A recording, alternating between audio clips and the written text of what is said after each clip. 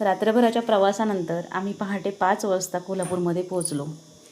सर्वजण फ्रेश झाले. मग आम्ही रिक्षानेच महालक्ष्मी मंदिरामध्ये गेलो.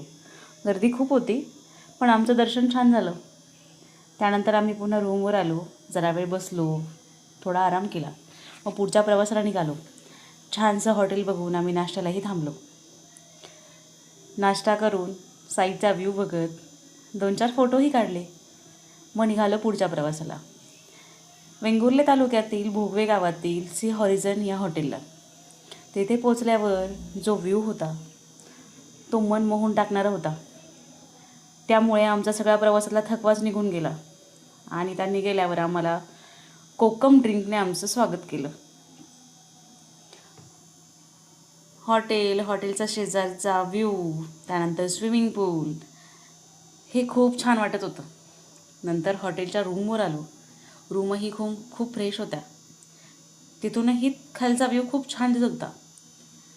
आम्हाला आमच्या रूममधून देवबागचा बीचही खूप सुंदर दिसत होता. मग काय, जरा वेळ थांबून फ्रेश होऊन आम्ही दुपारच्या जेवणासाठी गेलो. दुपारचं जेवण झाल्यानंतर पुन्हा चेंज करून आम्ही भोगवे बीचवर गेलो. त्यानंतर आम्ही पुन्हा मालवणमधील तारकल्ली या बीचला संध्याकाळचा सनसेट बघायला गेलो. सनसेट बघून जरा वेळ थांबलो. ॲक्टिव्हिटी कोणत्या केल्या नाहीत, पण जातेवेळी आम्ही तिथल्याच एका हॉटेलवर जाऊन जेवण केलं. जेवण खूप छान होतं.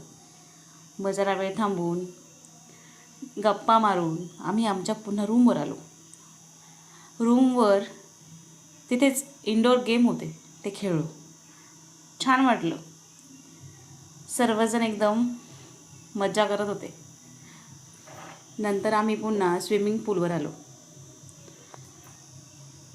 समुद्र काही अंधारा दिसत नव्हता, पण स्विमिंग टँक त्या लाईटने खूप छान दिसत होता. जरा वेळ थांबून शांत वातावरणाचा आस्वाद घेत मंद संगीत ऐकत आम्ही तिथेच बसलो.